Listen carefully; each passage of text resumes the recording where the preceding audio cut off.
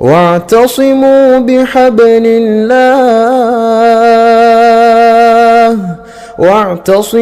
بحبل الله جميعا ولا تفرقوا.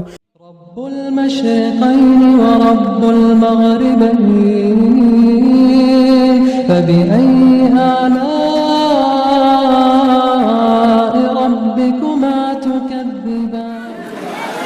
عقابی روح جب بیدار ہوتی ہے جوانوں میں، عقابی روح جب بیدار ہوتی ہے جوانوں میں، نظر آتی ہے ان کو اپنی منزل آسمانوں میں.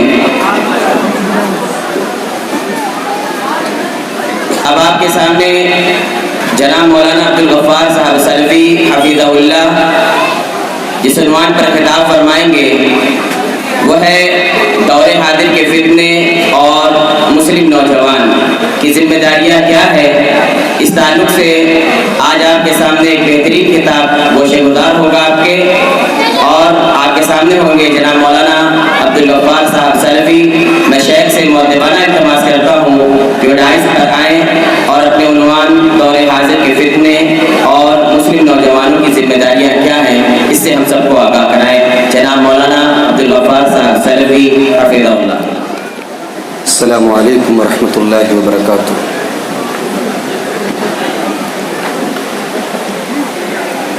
الحمد للہ نحمده ونستعینه ونستغفره ونعوذ باللہ من شرور انفسنا ومن سیئات اعمالنا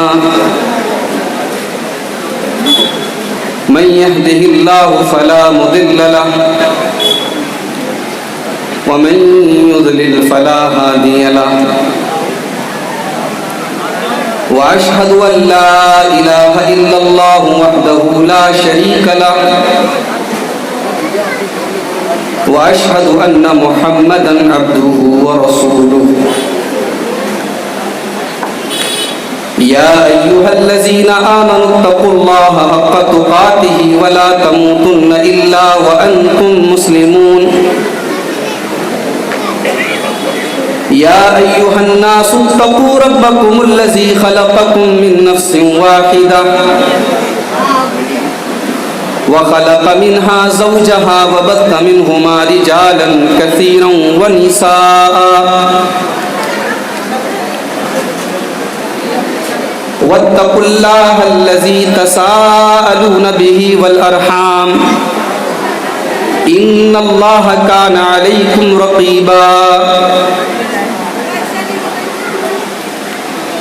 يا أيها الذين آمنوا اتقوا الله وقولوا قولا سديدا يصلح لكم أعمالكم ويغفر لكم ذنوبكم ومن يطع الله ورسوله فقد فاز فوزا عظيما. أما بعد فإن خير الحديث كتاب الله وخير الهدي هدي محمد صلى الله عليه وسلم وشر الأمور محدثاتها وكل محدثة بدعة وكل بدعة ضلالة وكل ضلالة في النار. أعوذ بالله من الشيطان الرجيم. بسم اللہ الرحمن الرحیم. واتقوا فتنة لا تصيبن الذين ظلموا منكم خاصة. وقال تعالى في مقام آخر انما اموالكم واولادكم فتنة. وقال النبي صلى الله عليه وسلم ما تركت فتنة أضر على الرجال من أمتي من النساء. رواہ البخاری.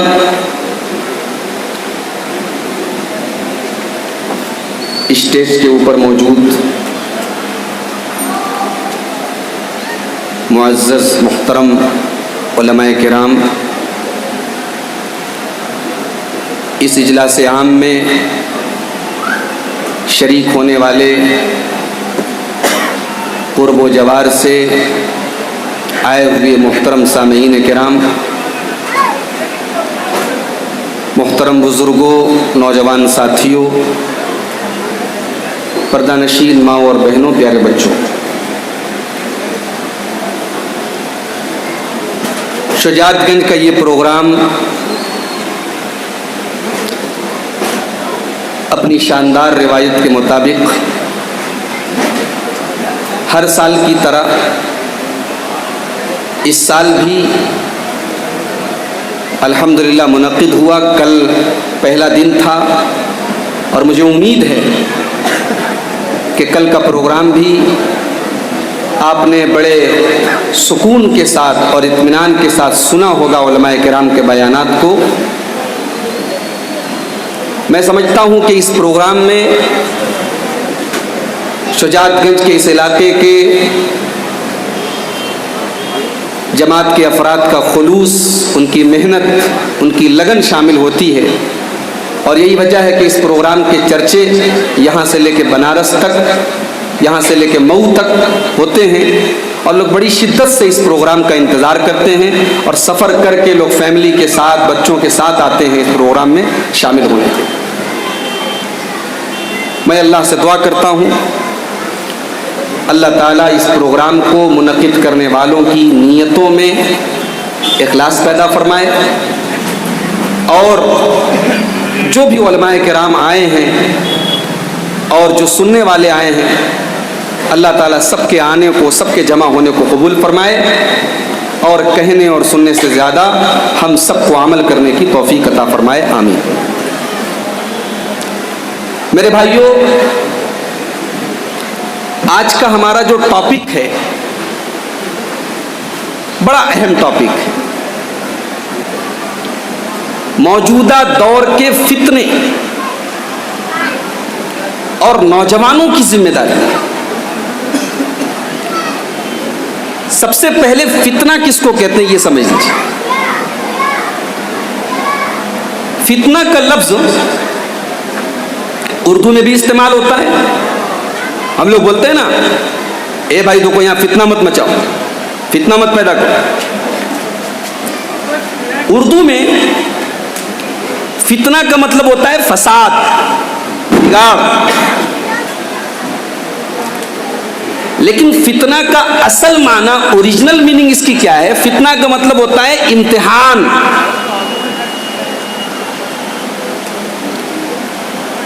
شریعت میں ہر وہ چیز فتنہ ہے جو ہمارے ایمان کے لیے خطرہ بن جائے،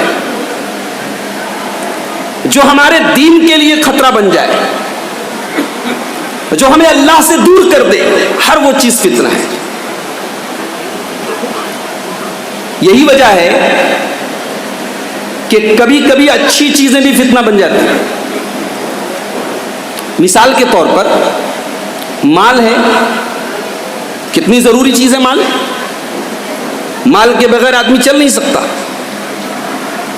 مال کے بغیر بیوی بچوں کو پال نہیں سکتا، مال بہت ضروری چیز ہے، مگر مال کے چکر میں اگر آدمی اللہ کو بھول جائے، حلال اور حرام بھول جائے، تو مال فتنہ ہے۔ اولاد کتنی بڑی نعمت ہے، جس ماں کی گود اولاد سے محروم ہے، ذرا اس ماں سے پوچھو کہ اولاد کتنی بڑی چیز ہوتی ہے۔ جس باپ کے گھر کے آنگن میں بچوں کی کلکاریاں نہیں گونجتی ہیں، ذرا اس باپ کے دل سے پوچھو کہ اولاد کیا چیز ہوتی ہے۔ بوڑھا باپ لاٹھی لے کے اپنے گھر کا سودا سلف لینے کے لیے جب نکلتا ہے گھر سے، اس بوڑھے باپ سے پوچھو کہ جوان بیٹا کتنی بڑی نعمت ہے۔ مگر یہی اولاد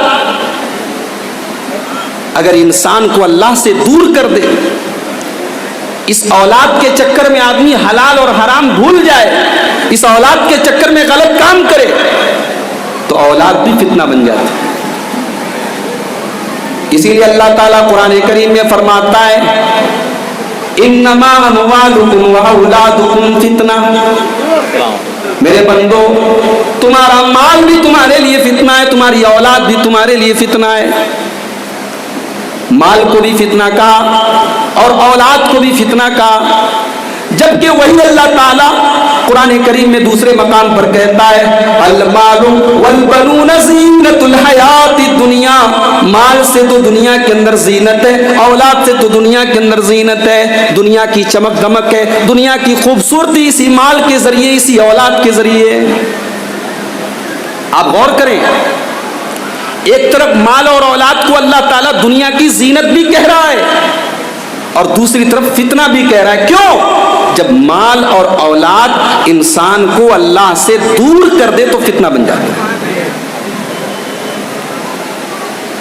اسی لیے اللہ تعالیٰ قرآن کریم میں کہتا ہے کل نفس ذائقۃ الموت وَنَبْلُوكُمْ بِالشَّرِّ وَالْخَيْرِ فِتْنَةً، وہ لوگوں ہر جاندار کو مرنا ہے، ہر نفس کو مرنا ہے، ہر انسان کو موت آنے والی ہے۔ وَنَبْلُوكُمْ بِالشَّرِّ وَالْخَيْرِ فِتْنَةً، اور اللہ فرماتا ہے کبھی ہم تمہیں شر کے ذریعے بھی آزماتے ہیں، کبھی تمہیں ہم خیر کے ذریعے بھی آزماتے ہیں، کبھی تمہیں بیمار کر کے آزماتے ہیں، کبھی تندرستی دے کر کے آزماتے ہیں، کبھی غریب کر کے آزماتے ہیں، کبھی پیسہ دے کر کے آزماتے ہیں، کبھی تمہیں کمزور کر کے آزماتے ہیں، کبھی تمہیں تندرستی دے کر کے آزماتے ہیں، کبھی تمہیں اچھائی کے ذریعے آزماتے ہیں، کبھی برائی کے ذریعے آزماتے ہیں۔ تو فتنہ کا مطلب وہ چیز جو انسان کو اللہ سے دور کر دے اور جس سے بچنا بہت مشکل ہو، اس کو کہتے ہیں فتنہ۔ اب اتنی بات اگر آپ کو سمجھ میں آ گئی تو اللہ کے نبی کی ایک حدیث دیکھیے، بخاری کی روایت ہے، اللہ کے نبی صلی اللہ علیہ وسلم مدینہ کے ایک ٹیلے پر چڑھے، ایک پہاڑ کے اوپر چڑھے، پورا مدینہ اللہ کے نبی کو نظر آ رہا ہے۔ اللہ کے نبی اپنے صحابہ سے کہتے ہیں حل ترون ما ارا، اے میرے صحابہ جو میں دیکھ رہا ہوں، جو مجھے نظر آ رہا ہے، کیا تمہیں بھی نظر آ رہا ہے؟ اے میرے صحابہ کیا تمہاری نظریں بھی وہاں تک جا رہی ہیں جہاں تک میری نظریں جا رہی ہیں؟ انی لارا مواقع الفتن خلال بیوتکم کمواقع القطر، اے میرے صحابہ میں دیکھ رہا ہوں کہ تمہارے گھروں کے اندر جس طریقے سے جب بارش ہوتی ہے، جب بارش کے قطرے تمہارے گھروں کے اندر پہنچ جاتے ہیں، بارش کا پانی تمہارے گھروں کے اندر پہنچ جاتا ہے، اے میرے صحابہ میں دیکھ رہا ہوں کہ تمہارے گھروں کے اندر طرح طرح کے فتنے گھسے ہوئے ہیں، جیسے بارش تمہارے گھر کو بھگو دیتی ہے، وہ فتنے بھی تمہارے گھر کو برباد کر دیں گے، تمہارے گھر میں چلے جائیں گے۔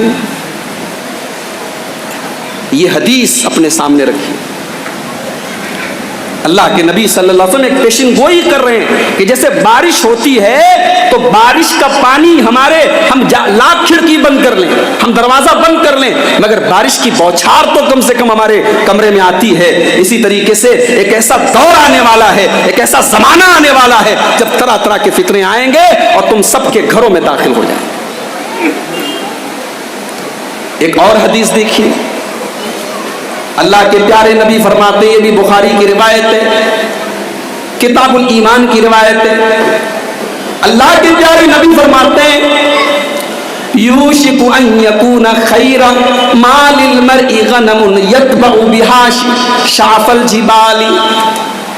بڑے غور سے سنیے گا، اللہ کے نبی فرماتے ہیں ایک ایسا زمانہ آنے والا ہے، ایک ایسا دور آنے والا ہے جب دنیا کی سب سے بڑی دولت، سب سے بہترین مال انسان کے پاس چند بکریوں کی شکل میں ہوگا۔ انسان بکریاں، دو چار بکریوں کو لے کر کے پہاڑ کی چوٹی پر چلا جائے گا، گھر چھوڑ دے گا، محلہ چھوڑ دے گا، اپنا گاؤں چھوڑ دے گا، اپنی آبادی چھوڑ دے گا، پہاڑوں کے اوپر چلا جائے گا۔ ایک ایسا دور آنے والا ہے جب آدمی بکری لے کر پہاڑ پہ چلا جائے گا۔ کیوں جائے گا؟ اللہ کے نبی فرماتے ہیں یفر بدینہ من الفتن، اتنے فتنے پھیل جائیں گے، اتنے فتنے آ جائیں گے، اپنے دین کو بچانے کے لیے، اپنے ایمان کو بچانے کے لیے، اپنے بچوں کو بچانے کے لیے وہ آدمی بکریوں کو لے کر پہاڑ کے اوپر چلا جائے گا۔ آج وہی دور ہے میرے پیارے ساتھی، آج فتنوں کا دور ہے، آج ایسی چیزوں کا دور ہے جو ہمیں اللہ سے اور دین سے دور کر رہی ہیں، اور ہمارے لیے ان سے بچنا بہت بڑا چیلنج ہے، بہت مشکل ہے۔ تو آج کی میری تقریر جو ہے، آج کے دور کے جو بڑے بڑے فتنے ہیں ہم اس پر ڈسکس کریں گے، اور پھر ہم یہ بھی بتائیں گے کہ ان فتنوں سے بچنے کا راستہ کیا ہے، اور ان فتنوں کے دور میں ہماری ذمہ داری کیا ہے، ہماری رسپانسبلٹی کیا ہے۔ تو آئیے شروع کرتے ہیں، وقت کم ہے، چناؤ کا ماحول ہے، میرے خیال سے پروگرام بھی بہت لمبا نہیں چلے گا، اور شیخ رضا اللہ صاحب بھی آ رہے ہیں نا شاید۔ فتنوں کا دور ہے، سب سے بڑا فتنہ آج کے دور کا میرے بھائیوں، سب سے بڑا فتنہ شرک کا فتنہ ہے، سب سے بڑا فتنہ شرک کا فتنہ۔ شرک کیا ہے؟ میں سمجھتا ہوں کہ کسی مسلمان کو کم سے کم یہ بتانے کی ضرورت نہیں ہے کہ شرک کیا ہے۔ مسلمان جب کلمہ پڑھتا ہے تو کلمہ پڑھتے ہی پہلے وہ اللہ کی توحید کا اقرار بعد میں کرتا ہے، پہلے شرک کو پہلے نگیٹو، شرک کو پہلے مٹاتا ہے، شرک کا انکار کرتا ہے، اس کے بعد توحید کا اعلان کرتا ہے۔ ہمارا کلمہ کیا ہے؟ ہم کلمہ میں یہ نہیں کہتے اللہ ایک ہے، اللہ ہمارا معبود ہے۔ ہم جب کلمہ پڑھتے ہیں ہم کہتے ہیں اشہد اللہ الہ الا اللہ، میں گواہی دیتا ہوں کہ اللہ کے سوا کوئی عبادت کے لائق نہیں، کوئی سجدہ کے لائق نہیں، کوئی قربانی کرنے کے لائق نہیں، اللہ کے علاوہ کوئی بھروسہ کرنے کے لائق نہیں، کوئی ڈرنے کے لائق نہیں، اللہ کے علاوہ کوئی ایسا نہیں جس کے نام کی قسم کھائی جائے، اللہ کے علاوہ کوئی ایسا نہیں جس کے نام پہ جانور کی چھری چلائی جائے، اللہ کے علاوہ کوئی ایسا نہیں جس کے نام کی منت مانی جائے، اللہ کے علاوہ کوئی ایسا نہیں جس کے آگے اپنے پیشانی کو جھکایا جائے، اللہ کے علاوہ کوئی ایسا نہیں جو رات کی سناٹوں میں اور تنہائیوں میں بھی ہماری فریاد کو سنتا ہو، اللہ کے علاوہ کوئی ایسا نہیں جو مچھلی کے پیٹ میں بھی یونس علیہ السلام کی دعا کو سن لیتا ہو، اللہ کے علاوہ کوئی نہیں، کوئی نہیں۔ یہ کلمہ ہے ہمارا۔ دنیا کا سب سے بڑا فتنہ شرک ہے، مگر بڑے افسوس کے ساتھ کہنا پڑتا ہے آج ہمارے کتنے مسلمان بھائی ہیں انہیں پتہ ہی نہیں ہے کہ توحید کس کو کہتے ہیں، انہیں پتہ ہی نہیں کہ شرک کس کو کہتے ہیں، ان کو پتہ ہی نہیں ہے کہ یہ شرک کتنا بڑا گناہ ہے اور یہ کتنا خطرناک گناہ ہے۔ میرے پیارے ساتھیوں ذرا قرآن اٹھاؤ، حضرت لقمان کا واقعہ قرآن کریم بیان کر رہا ہے۔ حضرت لقمان اپنے بچے کو نصیحت کر رہے ہیں، اپنے بچے کو سمجھا رہے ہیں، اپنے بچے کو امپورٹنٹ باتیں بتا رہے ہیں، اپنے بچے کو اہم باتیں بتا رہے ہیں۔ حضرت لقمان اپنے بچے کو سب سے پہلی نصیحت کیا کرتے ہیں؟ یا بنی لا تشرک باللہ، میرے بچے تو اللہ کے ساتھ کبھی شرک نہ کرنا، تو کبھی شرک نہ کرنا، ان الشرک لظلم عظیم، شرک سے بڑا کوئی ظلم نہیں ہے، شرک سے بڑا کوئی گناہ نہیں ہے۔ ہم نماز پڑھتے ہیں، نماز کی شروعات ہم سورہ فاتحہ سے کرتے ہیں، دعائے ثنا کے بعد ہم سب سے پہلے سورہ فاتحہ پڑھتے ہیں۔ سورہ فاتحہ کے اندر ہم کیا کہتے ہیں؟ الحمدللہ رب العالمین الرحمن الرحیم مالک یوم الدین ایاک نعبد و ایاک نستعین۔ ہم ہر نماز کی ہر رکعت میں یہ پڑھتے ہیں، ہم 5 ٹائم کی نماز میں کم سے کم 17 بار، کم سے کم 17 ٹائمز ہم اللہ سے یہ کہتے ہیں اللہ ایاک نعبد و ایاک نستعین، اے اللہ یہ ماتھا اگر جھکے گا تو تیرے آگے جھکے گا، اے اللہ اگر ہم مشکل کشا مانتے ہیں تو تجھے مانتے ہیں، ہم عبادت کرتے ہیں تو تیری کرتے ہیں۔ اسلام میں شرک کے لیے کوئی جگہ نہیں، اسی لیے اللہ قرآن میں کسی اور گناہ کے بارے میں یہ نہیں کہتا کہ ہم معاف نہیں کریں گے، مگر جب شرک کا معاملہ آتا ہے تو اللہ فرماتا ہے ان اللہ لا یغفر ان یشرک بہ ویغفر ما دون ذلک لمن یشاء، میرے بندو ہم اور گناہوں کو تو معاف کر دیں گے مگر شرک ہماری بارگاہ میں معاف نہیں ہوگا، ہم شرک کو معاف نہیں کریں گے۔ سورہ انعام اٹھاؤ، قرآن کریم کا 7واں پارہ۔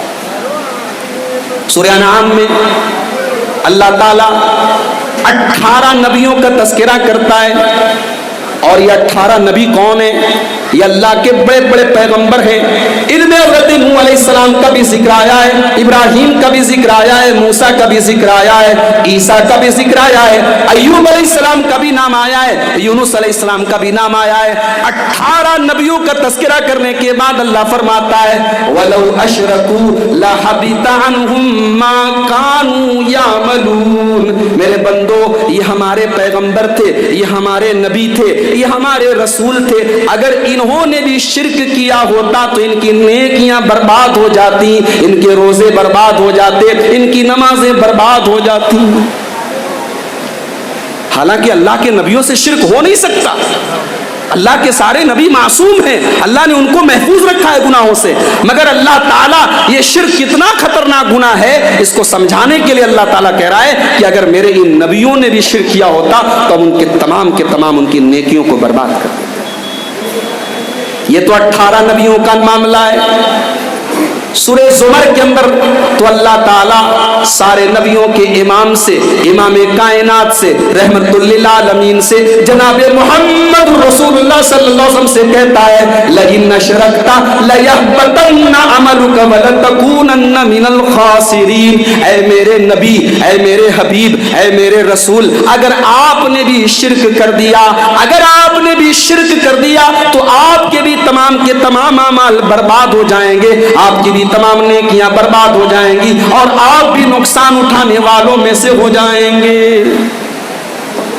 مگر آج میرے پیارے ساتھیوں، آج مسلمانوں کا ایک بڑا طبقہ ایسا بھی ہے جو شرک کا مطلب ہی نہیں سمجھتا ہے، جس کی پیشانی کہیں پر بھی جھک جاتی ہے، جس کے گلے کے اندر، جس کے ہاتھوں میں آپ کو لال کلر کے، کالے کلر کے، پیلے کلر کے دھاگے بھی مل جائیں گے، اس کے ہاتھوں پہ آپ کو گنڈے بھی مل جائیں گے، اس کے گلے میں تعویذ بھی مل جائے گا۔ پوچھو تم نے تعویذ کیوں پہنا ہے، تم نے یہ دھاگا کیوں پہنا ہے؟ جواب دے گا یہ دھاگا میں نے اس لیے پہنا ہے، میں بیمار تھا، میری ماں نے میرے گلے میں دھاگا ڈال دیا، میرے اوپر جادو کا اثر تھا، میری ماں نے مجھے تعویذ پہنا دیا ہے، یہ تعویذ میں نے پہنا ہے تاکہ مجھے شیطان کی طرف سے کوئی نقصان نہ پہنچے۔ او لوگو، تمہارا ایمان اتنا کمزور کیسے ہو گیا؟ تم نے اللہ سے دعا کرنا کیوں چھوڑ دیا؟ تم نے لال کالے پیلے دھاگوں پر بھروسہ کرنا کب سے شروع کر دیا؟ شرک دنیا کا سب سے بڑا فتنہ ہے، اور یہی وجہ ہے کہ جناب محمد رسول اللہ صلی اللہ علیہ وسلم اپنے نازک وقت میں، جبکہ آپ بے قرار تھے، بستر پر تھے، بے چین تھے، بخار تھا آپ کو، بیمار تھے آپ، اما عائشہ کہتی ہیں، بخاری کی روایت ہے، یطرح خمیصۃ لہ علی وجہہ، اللہ کے نبی چادر اپنے اوپر ڈال لیتے، فَإِذَا اغْتَمَّ بِهَا كَشَفَ بِهَا عَنْ وَجْهِهِ، اور چادر تھوڑی دیر کے بعد اللہ کے نبی صلی اللہ علیہ وسلم کا دم گھٹنے لگتا، بے چینی ہونے لگتی، چادر ہٹا دیتے۔ اس پوزیشن میں اور اس سچویشن میں بھی اللہ کے پیارے نبی نے اپنی امت کو اگر کسی چیز سے ڈرایا ہے میرے بھائیوں، اگر اپنی امت کو کسی چیز کے بارے میں بتایا ہے تو یہی شرک ہے۔ حضرت عائشہ کہتی ہے، اما عائشہ کہتی ہیں کہ اس پوزیشن میں بھی اللہ کے نبی کہہ رہے تھے لعنت اللہ علی الیہود والنصارى اتخذوا قبور انبیائہم مساجد، اللہ کی لعنت ہو، اللہ کی پھٹکار ہو، اللہ کی لعنت پر سے یہودیوں کے اوپر اور عیسائیوں کے اوپر، انہوں نے اپنے نبیوں کی قبروں کو مسجد بنا لیا، انہوں نے اپنے نبیوں کی قبروں پر سجدہ کرنا شروع کر دیا۔ او لوگو، یہودی کرے تو اللہ کی لعنت برسے، عیسائی کرے تو اللہ کی لعنت برسے، اور مسلمان کرے تو اللہ کی رحمت کہاں سے برسے گی؟ اللہ کے نبی صلی اللہ علیہ وسلم نے اس کو قیامت کی بہت بڑی نشانی قرار دیا ہے۔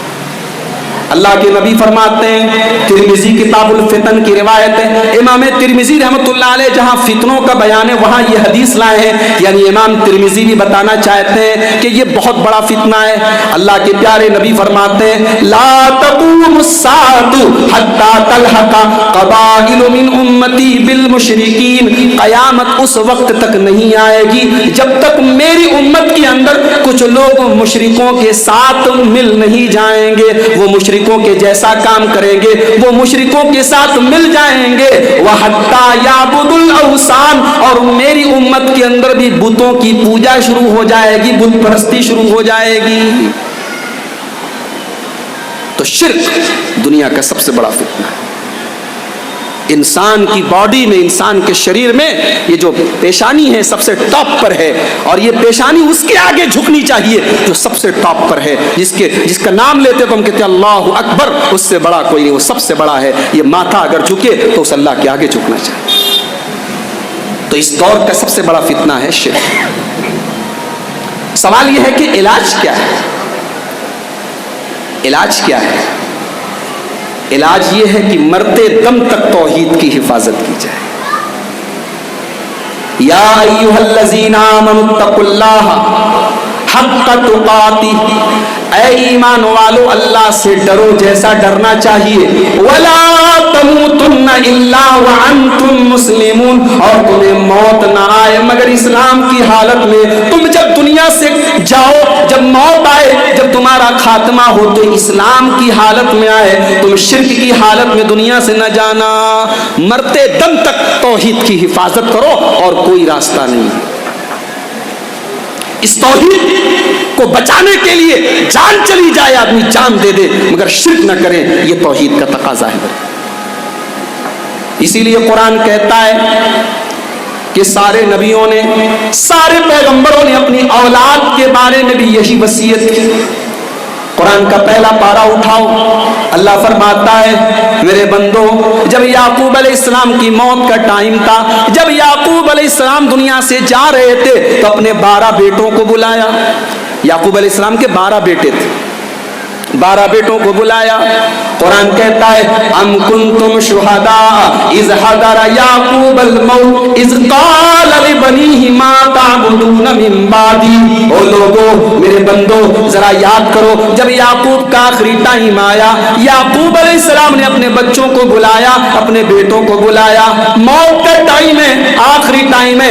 آج باپ مرتا ہے تو مرنے کے پہلے پراپرٹی کے بارے میں وصیت کرتا ہے، گھر بار کے بارے میں وصیت کرتا ہے، مال و دولت کے بارے میں وصیت کرتا ہے، مگر یعقوب علیہ السلام اپنے بچوں سے کیا سوال کر رہے ہیں؟ مرنے کا ٹائم ہے، آخری ٹائم ہے، اور بچوں سے سوال کر رہے ہیں ما تعبدون من بعدی، میرے بچوں یہ بتاؤ میں تو دنیا سے جا رہا ہوں، تم میرے بعد کس کی عبادت کرو گے، کس سے دعا کرو گے، کس کے اوپر بھروسہ کرو گے، کس کے آگے اپنا ماتھا جھکاؤ گے؟ قالوا نعبد الہک و الہ آبائک ابراہیم و اسماعیل و اسحاق۔ بچے جواب دیتے ہیں اے ابا جان آپ چنتا نہ کریں، آپ ٹینشن نہ لیں، آپ فکر نہ کریں، ہم آپ کے بیٹے ہیں، ہم نبی کے بیٹے ہیں، ہم توحید پر رہیں گے، ہم اسی اللہ کی عبادت کریں گے جس کی عبادت ہمارے باپ دادا کرتے تھے، ابراہیم کرتے تھے، اسماعیل کرتے تھے، ہم اسی کی عبادت کریں گے۔ پتہ یہ چلا کہ آدمی اپنے ساتھ ساتھ اپنے بچوں کی بھی چنتا کرے، کہیں میرا بچہ شرک میں نہ پڑ جائے، میرے بچے کا عقیدہ خراب نہ ہو جائے، میرے بچے کا ایمان خراب نہ ہو جائے۔ آج حالات یہ ہیں، مسلمان کو ایمان کی قدر نہیں ہے، ایمان کی ویلیو نہیں پتہ ہے۔ اخبار میں خبر آتی ہے مسلم لڑکی بھاگ گئی کالج سے، اسکول سے اپنے بوائے فرینڈ کے ساتھ، اور اس نے اسلام چھوڑ کر کے کوئی دوسرا دھرم سویکار کر لیا۔ میڈیا والے تو ایسی خبروں کی تلاش میں رہتے ہیں۔ مسلمان لڑکی نے اسلام چھوڑ کر کے دوسرا دھرم سویکار کر لیا۔ میرے پیارے ساتھیوں، یہ پوری قوم کے لیے بہت بڑا تھپڑ ہے، بہت بڑا تازیانہ ہے کہ آج مسلمان بہنیں، مسلمان لڑکیاں آج اسلام کو چھوڑ کر کے، ایمان کو چھوڑ کر کے مرتد ہو رہی ہیں، اسلام کو چھوڑ کر کے دوسرا مذہب قبول کر رہی ہیں۔ یاد رکھو ایمان سے بڑی کوئی دولت نہیں ہے، ایمان سے بڑی کوئی دولت نہیں ہے۔ اللہ فرماتا ہے قرآن کریم کے تیسرے پارے کے اندر، قرآن کریم کے تیسرے پارے کے اندر اللہ فرماتا ہے ان الذین کفروا وماتوا وهم کفار وَلَن يُقْبَلَ مِنْ أَحَدِهِمْ مِلْءُ الْأَرْضِ ذَهَبًا. کل قیامت کا دن ہوگا, اللہ کی بارگاہ ہوگی, کچھ لوگ آئیں گے, کہیں گے اللہ ہم زمین بھر کے سونا دے رہے ہیں, ہم زمین بھر کے سونا دینے کے لیے تیار ہیں, اے اللہ تو اپنے عذاب سے ہم کو بچا لے, تو جہنم کے عذاب سے ہم کو بچا لے. اللہ فرماتا ہے چونکہ وہ ایمان نہیں لائے تھے, وہ شرک پر ان کا انتقال ہوا تھا, وہ کفر کی حالت میں دنیا سے چلے گئے تھے.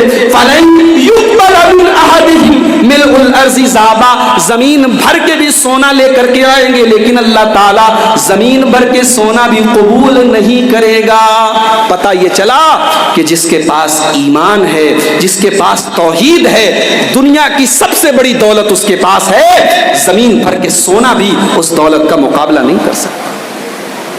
تو اس کو بچا کے رکھو, توحید کو بچا کے رکھو. گردن کٹ جائے توحید نہ جائے, جان چلی جائے توحید نہ جائے.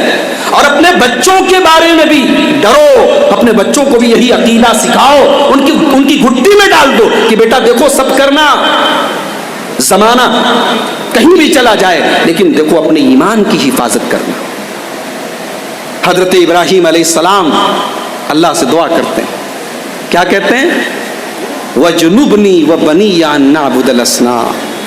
کہتے ہیں اللہ مجھے اور میری اولاد کو شرک سے بچا. ابراہیم اللہ کے خلیل ہیں, اللہ کے پیغمبر ہیں, مگر شرک کتنی خطرناک چیز ہے کہ ایک نبی دعا کر رہا ہے کہ اللہ مجھے شرک سے بچا اور میرے بچوں کو شرک سے بچا. جانتے ہو یہ جو شرک ہوتا ہے نا بہت باریک ہوتا ہے. اللہ کے پیارے نبی فرماتے ہیں, مسند احمد کی روایت, اتقوا الشرک فإن الشرک أخفى من دبیب النمل. اے لوگوں تم شرک سے بچو, اس لیے کہ یہ شرک چیونٹی کی چال سے بھی زیادہ باریک ہے. چیونٹی جانتے ہیں, چیونٹی جب چلتی ہے تو اس کی آواز سنائی دیتی ہے کیا؟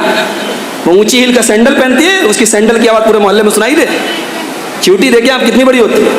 چیونٹی جب چلتی ہے تو اس کی جو چال ہوتی کتنی باریک ہوتی ہے. میں سمجھتا ہوں کہ مشین لگا کر کے بھی ہم اس کی آواز کو سن نہیں سکتے. اللہ کے نبی فرما رہے ہیں کہ اس چیونٹی کی چال سے بھی زیادہ باریک ہے یہ شرک. صحابہ نے کہا اللہ کے نبی جب یہ شرک اتنا باریک ہے تو ہم اس سے بچیں گے کیسے؟ افلا نتقی, اس سے کیسے بچیں گے اللہ کے رسول؟ تو اللہ کے نبی نے فرمایا یہ دعا کیا کرو, اللہم انا نعوذ بک من ان نشرک شیئا نعلمہ.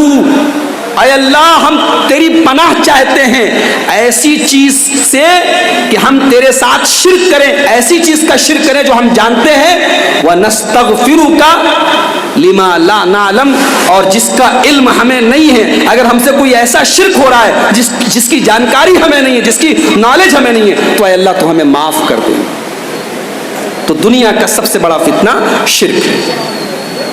نمبر 2, اس دور کا دوسرا فتنہ اس امت کے اندر اختلاف, تفرقہ, فرقہ بندی. یہ امت جو ایک تھی, جسے محمد رسول اللہ صلی اللہ علیہ وسلم نے ایک کیا تھا, آج فرقوں میں بڑھ گئی, آج برادریوں میں بڑھ گئی. آج میڈیا والے بھی جانتے ہیں, آج حکومتیں بھی جانتی ہیں, آج سیاسی پارٹیاں بھی جانتی ہیں کہ مسلمانوں میں کون کون سے مسلک ہوتے ہیں, کون کون سے سمپردائے ہوتے ہیں. آج ہم فرقوں میں بٹ گئے, ہماری طاقت ختم ہو گئی, ہماری ویلو ختم ہو گئی. اسی لیے قرآن کہتا ہے وَأَطِیعُوا اللَّهَ وَرَسُولَهُ وَلَا تَنَازَعُوا فَتَفْشَلُوا وَتَذْهَبَ رِيحُكُمْ.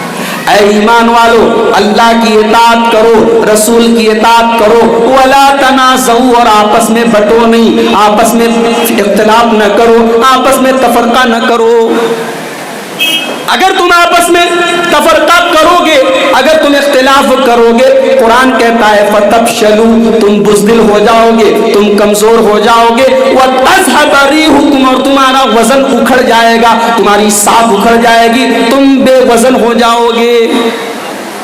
ٹھیک ہے اختلاف آج ہے, لیکن میرے پیارے ساتھیوں، یہ اختلاف آپ مسجدوں تک رکھیں، یہ مدرسوں تک رکھیں، جب امت کی بات آ جائے، جب قوم کی بات آ جائے، جب ملت کی بات آ جائے تو اختلاف نہ کریں، ایک بن کر کے دنیا کو دکھا دیں۔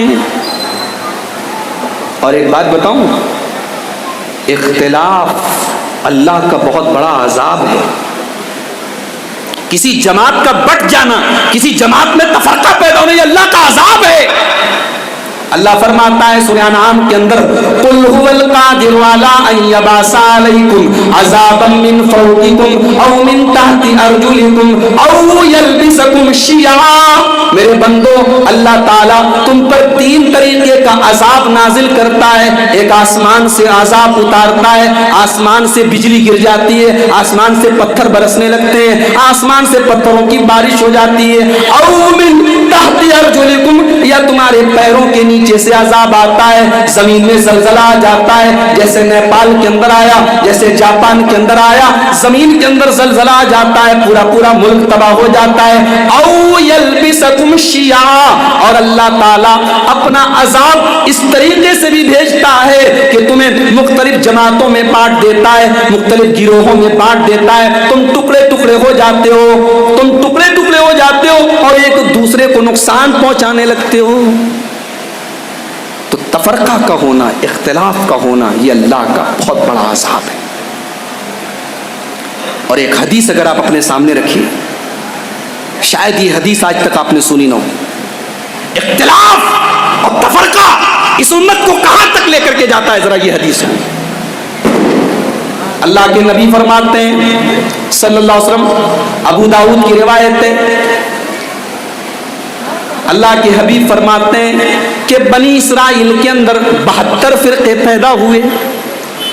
ان بنی اسرائیل افترقت علی 72 ملہ، بنی اسرائیل کے اندر 72 فرقے پیدا ہوئے، اور میری امت بنی اسرائیل سے بھی ایک قدم آگے بڑھ جائے گی۔ وَإِنَّ هَذِهِ الْمِلَّةَ تَفْتَرِقُ عَلَى 73، اور میری امت 73 فرقوں میں بٹ جائے گی، 73 فرقے پیدا ہو جائیں گے۔ 72 فی النار، 72 جہنم میں جائیں گے۔ وواحدۃ فی الجنہ، اور ایک جنت میں جائے گی، ایک جماعت جنت میں جائے گی، وہی الجماعہ، اور اللہ کے نبی فرماتے یہ وہی جماعت ہوگی جو صحابہ کے طریقے پر ہوگی، جو صحابہ کے منہج پر ہوگی۔ اس کے بعد اللہ کے نبی فرماتے ہیں سَيَخْرُجُ مِنْ أُمَّتِي أَقْوَامٌ، جب میری امت میں فرقہ پیدا ہوگا، جب میری امت میں تفرقہ پیدا ہوگا، جب میری امت میں اختلافات پیدا ہوں گے، تو نوبت یہاں تک پہنچے گی، ایسے ایسے لوگ پیدا ہوں گے تَتَجَارَى بِهِمْ تِلْكَ الْأَهْوَاء، جن کی رگ رگ میں بدعتیں گھس جائیں گی، رگ رگ میں بدعتیں گھس جائیں گی۔ كَمَا يَتَجَارَى الْكَلْبُ لِصَاحِبِهِ، جیسے پاگل کتا کسی کو کاٹ لے، پاگل کتا کسی کو کاٹ لے تو اس کے پورے بدن میں اس کا زہر پھیل جاتا ہے، اور وہ آدمی کتے کی طرح بولنے لگتا ہے، بلکہ یہاں تک میڈیکل سائنس کہتی ہے اور ڈاکٹرز کہتے ہیں کہ پاگل کتے کا زہر اگر کسی کے پورے بدن میں پھیل جائے تو وہ اگر کسی کو کاٹ لے تو وہ بھی اسی کے جیسا ہو جاتا ہے، انفیکشن اتنا بڑھ جاتا ہے۔ اللہ کے پیارے نبی 1400 سال پہلے مثال دے رہے ہیں کہ بدعات اور خرافات اتنی زیادہ پیدا ہو جائیں گی فرقہ بندی کی وجہ سے اور اختلافات کی وجہ سے کہ انسان کے نس نس میں گھس جائیں گی۔ لا یبقى منہ عرق ولا مفصل، انسان کے بدن کی کوئی رگ نہیں بچے گی، کوئی نس نہیں بچے گی جہاں بدعات اور خرافات نہ داخل ہو جائے۔ یہ ہے اختلاف کی خرابی اور اختلاف کا بگاڑ۔ علاج کیا ہے؟ امت کے اندر اتنا اختلاف ہے، اس کو دور کیسے کیا جائے؟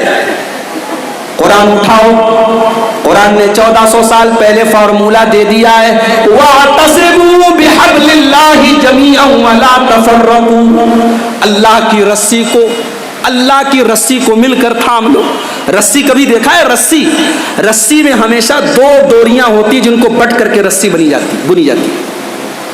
رسی کہا اللہ نے، یعنی دو چیزوں کو تھام لو جن سے مل کر کے رسی بنتی ہے، اور یہ دو چیزیں کون ہیں؟ ایک رب کا قرآن ہے اور ایک مصطفیٰ کا فرمان اور مصطفیٰ کی سیرت ہے۔ اللہ کے پیارے نبی فرماتے ہیں ترکت فیکم امرین لن تضلوا بعدہما، دو چیزیں میں چھوڑ کے جا رہا ہوں، جب تک پکڑے رہو گے کبھی گمراہ نہیں ہو سکتے، ایک رب کی کتاب ہے اور ایک میری سنت ہے۔ میرے بھائیوں، اختلاف ختم کرنا ہے، آؤ رب کے قرآن کی روشنی میں اور مصطفیٰ کے فرمان کی روشنی میں اختلاف ختم کرو۔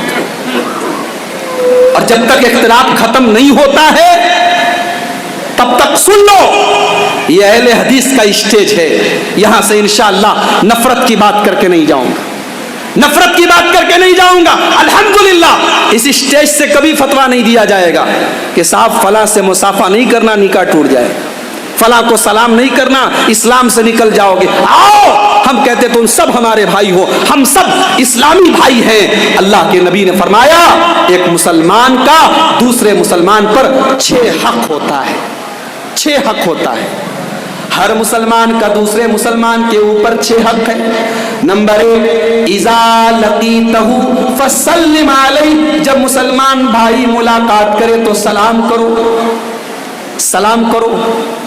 ہمارا کٹر دشمن بھی ہم سے ملے تو اسلام یہ کہتا ہے کہ سلام کرو، جب سلام کر دیا تو آدھی دشمنی تو ایسے ہی ختم ہو گئی۔ ہم نے کہا السلام علیکم ورحمۃ اللہ وبرکاتہ، ہم نے سلامتی کی دعا کر دی، ہم نے رحمت کی دعا کر دی، آدھی دشمنی تو ایسے ہی ختم ہو گئی۔ اسی لیے جب دو لوگوں میں جھگڑا ہوتا ہے نا، پہلے کیا کہتے ہیں؟ سلام کلام بند کرو، اور میرے نبی کیا کہتے ہیں؟ سب بند کرو لیکن سلام مت بند کرو، سلام کرتے رہو۔ اذا لقیتہ فسلم علیہ، مسلمان کا پہلا حق یہ ہے جب ملو تو سلام کرو۔ دوسرا حق وَإِذَا دَعَاكَ فَأَجِبْهُ، اور مسلمان بھائی آپ کو دعوت دے تو دعوت قبول کرو۔ تیسرا حق وَإِذَا اسْتَنصَحَكَ فَانصَحْ لَهُ، جب مسلمان بھائی آپ سے مشورہ مانگے، رائے مانگے تو اچھی رائے دو۔ نمبر 4 وَإِذَا عَطِسَ فَحَمِدَ اللَّهَ فَسَمِّتْهُ، مسلمان بھائی کو چھینک آئے والحمدللہ کہے تو جواب میں یرحمک اللہ کہو۔ اور 5واں حق وَإِذَا مَرِضَ فَعُودْهُ، مسلمان بھائی بیمار ہو جائے تو اس کی عیادت کو جاؤ۔ اور 6واں حق وَإِذَا مَاتَ فَاتَّبِعْهُ، اور مسلمان کا انتقال ہو جائے تو جنازے میں جاؤ۔ یہ 6 حق ہے مسلمان کا مسلمان پر۔ اگر ہم چاہتے ہیں کہ اختلافات ختم ہو جائیں، جھگڑے ختم ہو جائیں، تو پہلے یہ 6 حق ادا کرو اور دیوار بن جاؤ۔ اللہ کے پیارے حبیب فرماتے ہیں المومن للمومن کالبنیان یشد بعضہ بعضا، مسلمان تو مسلمان کے لیے دیوار کی طرح ہونا چاہیے، بلڈنگ کی طرح ہونا چاہیے۔ جب ایک بلڈنگ بنتی ہے، ایک مکان بنتا ہے، ایک دیوار کھڑی ہوتی ہے تو دیوار میں سیمنٹ بھی لگی ہے، اینٹیں بھی لگی ہیں، بالو بھی لگا ہے، چھڑ بھی لگا ہے، سب ایک دوسرے کو طاقت دے رہے ہیں۔ اللہ کے نبی فرماتے ہیں تم بھی عمارت کی طرح بن جاؤ، تم بھی بلڈنگ کی طرح بن جاؤ، تم ایک دوسرے کو سپورٹ کرنے والے، ایک دوسرے کو طاقت دینے والے بن جاؤ۔ تو یہ اختلافات کو دور کرنے کے لیے ہمیں اور آپ کو دیوار بننا پڑے گا۔ اختلاف کو دور کرنے کے لیے ہمیں اور آپ کو ایک انسانی شریر کی طرح اور ایک انسانی باڈی کی طرح بننا پڑے گا کہ کانپور کے مسلمان کو اگر تکلیف پہنچے تو بنارس کا مسلمان بھی محسوس کرے، اگر میانمار کے اندر ہماری بہن کی عزت لوٹی جائے تو ہندوستان کا مسلمان بھی اس کو اپنی بہن سمجھ کر کے اس کا درد اپنے دل میں پیدا کرے، پوری امت ایک دھاگے میں پیرو دی جائے۔ یہی تعلیم دی ہے جناب محمد رسول اللہ صلی اللہ علیہ وسلم نے۔ اللہ کے نبی فرماتے ہیں مثل المؤمنین فی توادہم وتعاطفہم وتراحمہم کمثل الجسد الواحد، مسلمانوں تم ایک بدن کی طرح بن جاؤ، ایک شریر کی طرح بن جاؤ۔ شریر میں، بدن میں کہیں پر بھی درد ہوتا ہے پورا بدن بے چین ہو جاتا ہے، راتوں میں نیند نہیں آتی ہے، تم بھی ایسے بن جاؤ۔ تو یہ دوسرا بڑا فتنہ ہے اس دور کا، آپس میں تفرقہ بازی اور اختلاف۔ نمبر 3، تیسرا فتنہ، اس دور کا تیسرا فتنہ، ہم علم دین حاصل کر رہے ہیں، انٹرنیٹ پر بڑے بیانات موجود ہیں، یوٹیوب پر بڑی تقریریں موجود ہیں، ہم تقریریں سن کر کے علم حاصل کر رہے ہیں، لیکن ہم نے کبھی یہ جاننے کی کوشش نہیں کی کہ جناب عالی جس کی تقریر ہم سن رہے ہیں وہ عالم ہے بھی کہ نہیں ہے، اس کے پاس دین کا علم ہے بھی کہ نہیں ہے، اس نے قرآن کو تفسیر کے ساتھ پڑھا ہے کہ نہیں پڑھا ہے، اس نے حدیث کی کتابیں پڑھی ہے کہ نہیں پڑھی ہے، وہ عربی زبان جانتا ہے کہ نہیں جانتا ہے۔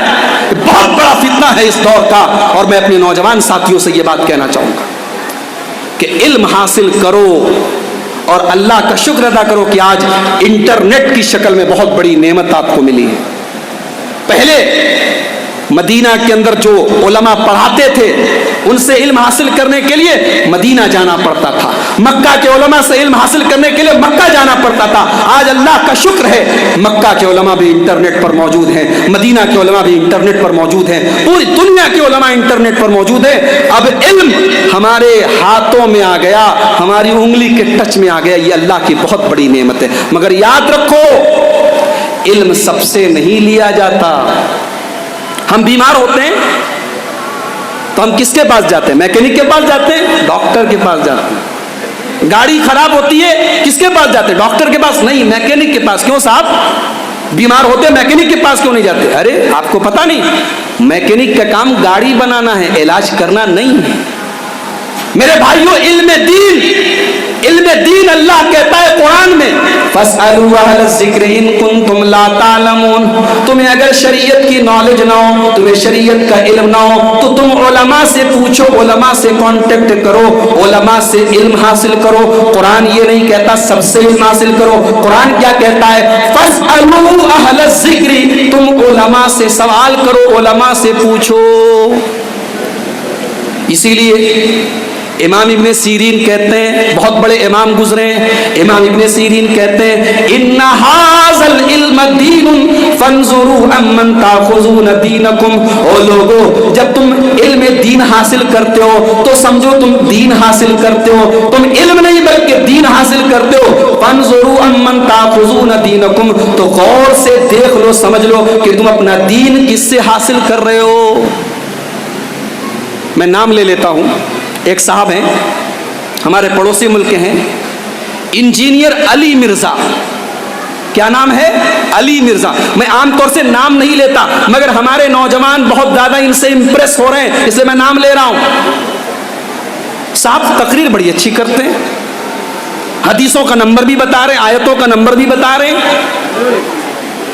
لیکن جناب ان کی تقریریں سننے کے بعد حالات یہ ہیں، ان کی تقریروں کو سننے والے ان کے فالوورز، میری ان سے بات ہوئی فیس بک کے اوپر، واٹس ایپ کے اوپر، وہ حضرت معاویہ کو برا بلا کہیں، یعنی وہ آدمی امت کو کہاں لے کے جا رہا ہے؟ صحابہ کو گالی دلوا رہا ہے، صحابہ سے بدظن کر رہا ہے، صحابہ سے بدگمان کر رہا ہے۔ اور ایک بہت موٹی موٹی بات آپ کو بتا رہا ہوں، اگر دماغ کا کوئی کونا خالی ہو تو اس کو فٹ کر لیں، بہت موٹی بات بتا رہا ہوں۔ صحابہ ہماری جان سے زیادہ ہمیں پیارے ہیں، صحابہ نبی کے اور ہمارے بیچ کے میڈیم ہیں۔ قرآن ہمیں نبی نے دیا مگر نبی نے ڈائریکٹ نہیں دیا، نبی نے صحابہ کے ذریعے دیا، صحابہ سے ہمیں قرآن ملا ہے، ہمیں حدیث صحابہ کے ذریعے ملی۔ اگر صحابہ کو غلط بولا تو گویا قرآن کو غلط بولا، گویا حدیث کو غلط بولا۔ اس لیے یاد رکھو جو زبان صحابہ پر بدتمیزی کرے، جو صحابہ پر بدزبانی کرے، ہمارا عقیدہ ہے ایسی زبانوں کو کھینچ لینا چاہیے۔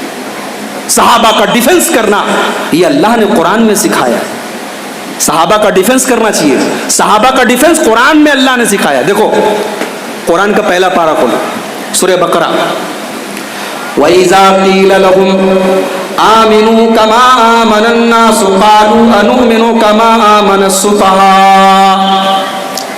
جب ان منافقوں سے کہا جاتا ہے تم ایمان لاؤ جیسے نبی کے صحابہ ایمان لائے، ایک مسئلہ پتا چلا کہ ایمان اللہ تعالیٰ کے ہاں وہ ایکسپٹ کیا جائے گا، وہ سویکار کیا جائے گا، وہ قبول کیا جائے گا جو نبی کے صحابہ کے جیسا ایمان ہو۔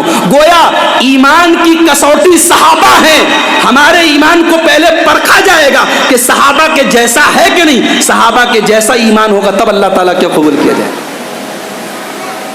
جب ان سے کہا جاتا ہے تم ایمان لاؤ جیسے نبی کے صحابہ ایمان لائے، تو یہ منافق جواب دیتے ہیں انؤمن کما آمن السفہاء، کیا ہم ویسے ایمان لائے جیسے یہ بے وقوف لوگ ایمان لائے؟ دیکھو منافقوں نے صحابہ کو بے وقوف کہا، اسٹوپڈ کہا، احمق کہا، صحابہ کو منافقوں نے بے وقوف کہا۔ میرے رب کو برداشت نہیں ہوا، میرے رب کو برداشت نہیں ہوا کہ میرے نبی کے صحابہ کو تم نے بیوقوف کہا۔ اللہ کہتا ہے الا انہم هم السفہاء، میرے نبی کے صحابہ کو بے وقوف کہنے والوں تم ایک نمبر کے بے وقوف ہو، تم بے وقوف ہو، ولکن لا یعلمون، اور تم جاہل ہو اور تمہیں پتا بھی نہیں کہ تم جاہل ہو۔ ایک آدمی جاہل ہے اور اس کو یہ پتا بھی نہ ہو کہ وہ جاہل ہے تو یہ بہت بڑی جہالت ہے۔ ایک آدمی پیڑ پہ بیٹھ کے پیڑ کاٹ رہا ہے اور جس ڈالی پہ بیٹھا اسی کو کاٹ رہا ہے، تو اس سے بڑا بیوقوف کون ہوگا؟ تو اللہ نے کہا میرے نبی کے صحابہ کو بیوقوف کہنے والوں تم خود بیوقوف ہو، اور اتنے بڑے بیوقوف ہو کہ تم کو پتا بھی نہیں کہ تم بیوقوف ہو۔ پتا یہ چلا کہ صحابہ کو جو برا بھلا کہے تو ڈیفنس کرنا واجب ہے، ضروری ہے۔ انجینئر علی مرزا یہ صاحب کیا کر رہے ہیں؟ یہ اپنی تقریروں کے ذریعے صحابہ کے بارے میں غلط فہمیاں پھیلا رہے ہیں۔ یہ کیا کہتے ہیں؟ بولے صحابہ بھی تو انسان تھے، صحابہ سے بھی تو غلطی ہوئی، صحابہ نے یہ کیا، صحابہ نے وہ کیا۔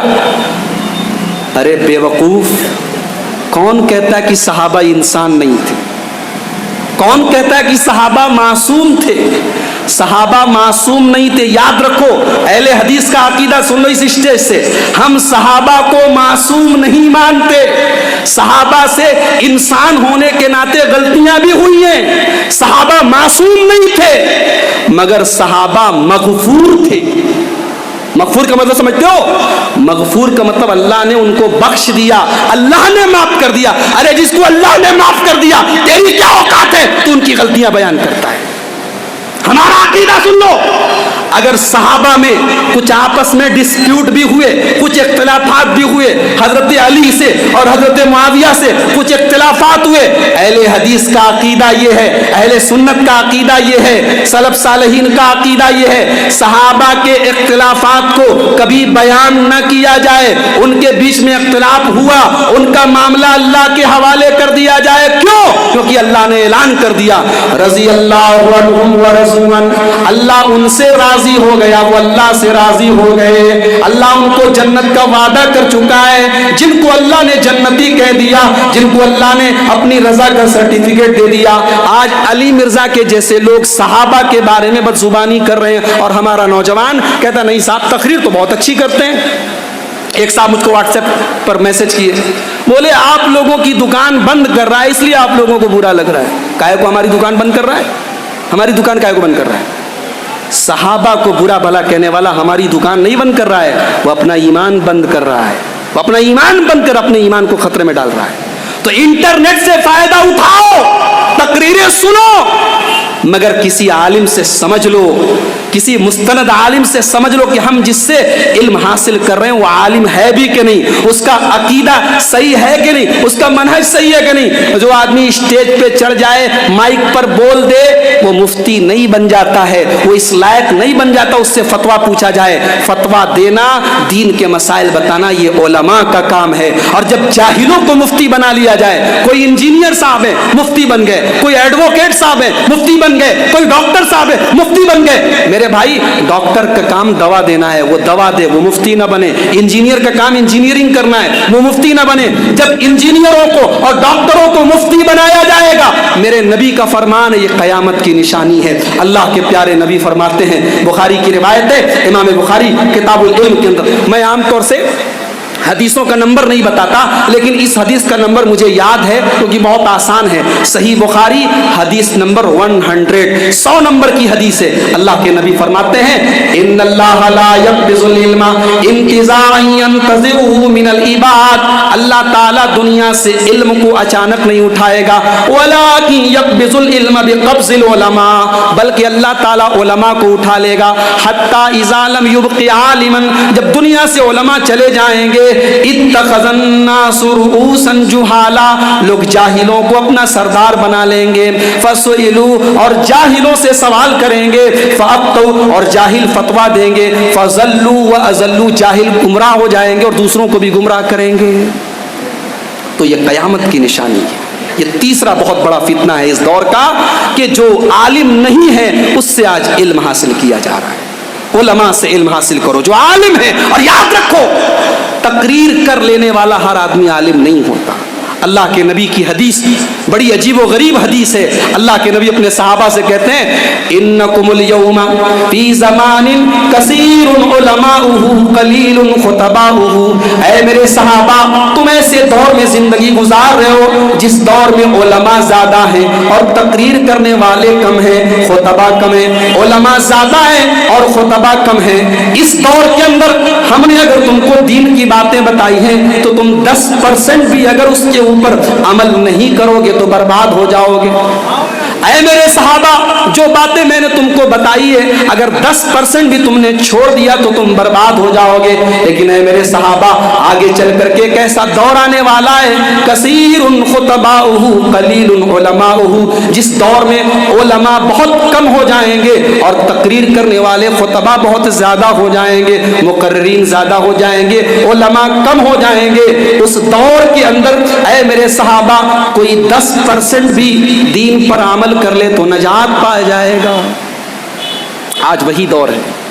اس دور میں ہم نے جو صحیح علم حاصل کیا ہے 10% بھی اگر ہم عمل کر لیں اللہ ہم کو کامیاب کر دے گا، اللہ ان کامیاب لوگوں میں ہمیں بھی شامل کر دے گا۔ اس دور کا چوتھا فتنہ، خبریں آتی ہیں شاپنگ مال میں ایک سوسائڈ بمبر داخل ہوا اور پورے شاپنگ مال کو بم سے اڑا دیا۔ نیوز آ جاتی ہے فلاں تنظیم نے اس کی ذمہ داری لی۔ تنظیم کون؟ مسلمانوں کا نام آ گیا۔ کشمیر کے اندر ہمارے فوجیوں کے اوپر حملہ ہوا، پلوامہ کے اندر ہمارے فوجی مارے گئے، اگلے دن نیوز آ گئی کس نے مارا؟ فلاں تنظیم نے ذمہ داری لی۔ پہلی بات تو یہ کہ یہ جو میڈیا میں خبر آتی ہے کہ فلاں تنظیم نے ذمہ داری لی، اس کی کوئی گارنٹی نہیں کہ یہ خبر صحیح بھی ہے کہ نہیں۔ اگر یہ خبر صحیح ہو، میں گارنٹی نہیں لیتا، میڈیا کی خبر غلط بھی ہو سکتی ہے، اگر یہ خبر صحیح بھی ہو اور جہاد کا نام لے کر کوئی ایسا کام کر رہا ہے تو یاد رکھو یہ اس دور کا چوتھا بہت بڑا فتنہ ہے۔ یہ وہ لوگ ہیں، یہ وہ تنظیمیں ہیں جنہوں نے آج اسلام کو اتنا بدنام کر دیا ہے کہ آج ایک غیر مسلم اسلام سے نفرت کرنے لگا ہے۔ اسلام کو انہوں نے آتنکواد اور دہشت گردی کے نام سے جوڑ دیا ہے۔ یاد رکھو میرا دین کسی بے گناہ کی ہتیا کرنے کی اجازت نہیں دیتا۔ میرا دین کبھی اس بات کی اجازت نہیں دیتا کہ آتم ہتیا کر کے اپنے آپ کو بم سے اڑا کر کے آپ لوگوں کو مار دیجئے۔ اللہ قرآن میں کہتا ہے وَلَا تَقْتُلُوا أَنفُسَكُمْ، آتم ہتیا نہ کرو، سوسائڈ نہ کرو، خودکشی نہ کرو۔ بہت بڑا گناہ ہے سوسائڈ کرنا۔ اسلام میں سوسائڈ کرنے کی اجازت نہیں، اور کسی ایک نردوش کی ہتیا، قرآن کہتا ہے من قتل نفسا بغیر نفس او فساد فی الارض فکأنما قتل الناس جميعا، جس نے ایک نردوش کی ہتیا کی اس نے پوری مانوتا کو قتل کر دیا، پوری انسانیت کو مار ڈالا۔ اسلام یہ اسلام کا نام لے کر کے جو لوگ یہ کام کر رہے ہیں، اللہ کی قسم یہ اسلام نہیں ہے۔ لیکن ایسے لوگ آئیں گے۔ اللہ کے نبی صلی اللہ علیہ وسلم نے پیشن گوئی کی تھی، بخاری کی روایت ہے، اللہ کے نبی نے فرمایا ایک ایسا دور آئے گا کچھ بے وقوف لوگ آئیں گے، سفہاء الاحلام، بے وقوف لوگ ہوں گے، حدثاء الاسنان، کم عمر کے لونڈے ہوں گے، کانپور کی زبان میں بول رہا ہوں، کم عمر کے لونڈے ہوں گے، کم عمر ہوں گے، نوجوان ہوں گے، کم سن ہوں گے، یقولون من خیر قول البریہ، باتیں بڑی اچھی اچھی کریں گے، یمرقون من الاسلام، لیکن وہ اسلام سے نکل جائیں گے، اسلام سے نکل جائیں گے۔ کیسے نکلیں گے؟ کما یمرق السہم من الرمیہ، اللہ کے نبی کہتے ہیں جب تیر چلایا جائے اور تیر اپنے شکار کو آر پار کر کے نکل جائے، وہ اسلام سے ایسے نکل جائیں گے یعنی اسلام سے ان کا کوئی واسطہ نہیں ہوگا۔ قرآن پڑھیں گے وہ لا یجاوز ایمانہم حناجرہم، لیکن ان کا ایمان، ان کا قرآن ان کی حلق کے اوپر نہیں جائے گا، وہ قرآن کی آیتیں پڑھ پڑھ کے نوجوانوں کو گمراہ کریں گے۔ یہ اس دور کا بہت بڑا فتنہ ہے۔ اسلام کے نام پر جو لوگ دہشت گردی کی تعلیم دے رہے ہیں، یاد رکھیں وہ ہمارے نوجوانوں کو برباد کر رہے ہیں۔ اس کا علاج کیا ہے؟ علاج بالکل سمپل ہے۔ آپ انٹرنیٹ کی کسی ویب سائٹ سے دھوکہ نہ کھائیں۔ جہاد کا نام لے کر، اسلام کا نام لے کر نوجوانوں کو آج ٹارگٹ کیا جا رہا ہے۔ میرے نوجوان ساتھیوں، اگر کوئی ایسی ویب سائٹ آپ کی نظروں سے گزرے، آپ ترنت فوراً اس ویب سائٹ کو بند کر دیجئے، اور اگر کوئی آپ سے کانٹیکٹ کرنے کی کوشش کرے، آپ علماء سے رابطہ کیجئے اور اس کی حقیقت کے بارے میں جانکاری حاصل کیجئے۔ یہ اس دور کا چوتھا بہت بڑا فتنہ ہے۔ نمبر 5، 10 چیزیں بیان کروں گا میں۔ 5واں فتنہ، اس دور کا 5واں بہت بڑا فتنہ بدعات اور خرافات کا فتنہ ہے۔ دین سمجھ کر کے ایسا کام کیا جائے جو دین نہیں ہے، اور جب کوئی منع کرے تو کہا جائے کہ منع کہاں ہے۔ میت پڑی ہے، کسی کا انتقال ہوا ہے، دوسرا دن گزرا، تیسرے دن بریانی بن رہی ہے، پورا محلہ کھا رہا ہے۔ کیا ہو رہا ہے؟